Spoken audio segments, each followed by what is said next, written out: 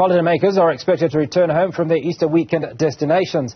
Traffic officials are on the high alert for higher volumes on the roads. When joining us to give us an update is Thania Dhoogra, N3 Toll Concession spokesperson. Thania, always good to speak to you. We understand that you have not had an Easter as busy as you normally do. Traffic a little lower this year. Hi, Hugo, and good afternoon to all your viewers. Now, well, as we were just saying earlier, that this year seems to be slightly different, where the volumes haven't been as high as what we've seen historically. But we can attribute that, I think, partly because of the long weekend last week, as well as the school holidays during this week. That said, though, we have seen pretty high volumes recorded on the route today, with just under 2,000 vehicles an hour reported along the route. And in the last hour, about 1,800 vehicles an hour all along the route. So it's fairly busy. So we talk about those numbers. So if we, I suppose, were to take into account numbers from the week before and the numbers that we've experienced this weekend, does it almost make up for the numbers that you normally get over this Easter long weekend? Well, normally we would have everything sort of consolidated into one weekend with many people traveling down the route and then a mass exodus today. We are still seeing quite high volumes returning today, but yeah, the traffic over the week has been sort of spread out quite a bit, but it has equated to a fairly large volume of people moving up and down the route. Now, one of the challenges that we often find is that many motorists are driving either under the influence or are fatigued. How are motorists encouraged to drive, I suppose? I mean, there's advice that you continually give motorists that are driving some of these long distances. Well, as usual, we encourage our motorists to make sure that they themselves are fit for the journey before they actually get behind the wheel. I mean, we never encourage anyone to drive if they're under the influence of any substances.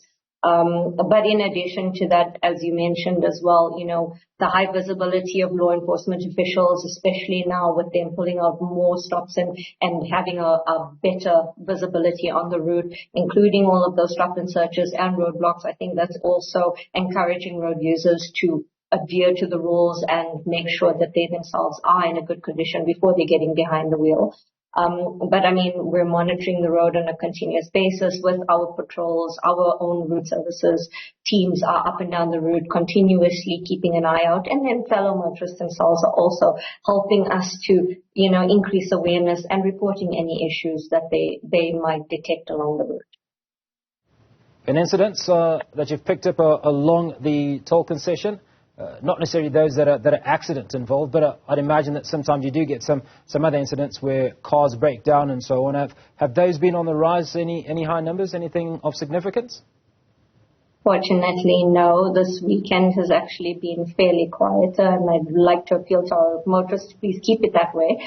But yeah, I think what I've seen is definitely that there are fewer incidents reported on the route, and at the moment, for example, nothing that's disrupting the flow of traffic. Everything is clear all along the N3 toll routes. Apart from, you know, the weather, which isn't necessarily playing its part with us. We have had reports of rain in the Harrismith area, but other than that, no incidents reported along the route. Now, I'd imagine that every single holiday or occasionally we speak to you, and as an organization, you're putting up multiple messages on how drivers should conduct themselves. Do you think that the cows are finally coming home, the chickens are finally coming home to roost?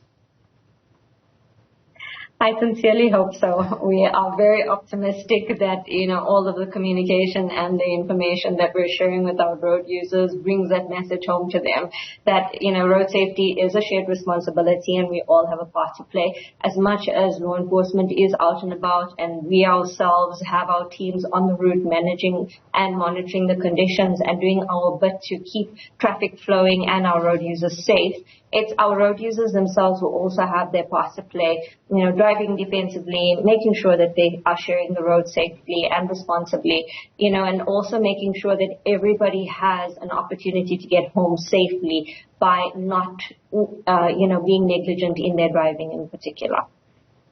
Thania, you know, I often say to people that I will not drive after 6 p.m. at night or after dark, particularly when I'm on the highway. Now, you indicated that you've got almost 2,000 cars an hour coming through the gates. At what point does this start to subside? Do you start to see that as we get closer to night time, that the number of vehicles decrease immensely? We definitely see that the majority of our travelers have been on the road during the daylight hours, which is what we're encouraging, because it gives, people a better opportunity to be able to ascertain and maintain following distances, as well as for them to be able to, be the most alert and vigilant so that they can respond in any extenuating circumstances that might present itself. But what we have noticed in terms of statistics is that most of our road users tend to be on the road in the daylight hours between 6 o'clock and normally tapering down between 6 p.m. to 7 p.m., which is, again, what we're encouraging them to do. And finally, before we let you go, let's take a look again at your traffic management systems. How do you think they've been sufficiently effective in encouraging motorists to adhere to specific rules and regulations, and obviously to drive during the daytime and to take rest every couple of hours? Well, I think they're as effective as, there's always room for improvement, right? But we're definitely doing what we can do to encourage our road users, to keep them informed. We're publishing verified updates about the route, traffic and weather on X, for example, and road users can follow us at every route. We also maintain our 24/7 helpline, where we can help road users in the event of any emergencies, and we are doing our utmost best to use every channel available to us to communicate with our road users, not just about conditions on the road, but also to remind them about road safety, about the part that they play, and to, as well as reiterating those, the basic rules. Follow the rules of the road, maintain your following distances, keep your headlights on, and adjust your driving style to the prevailing conditions. It's a partnership. Road safety is a partnership. It certainly is. And that 24/7 helpline again, please, before we let you go. It's 0800 63 4357.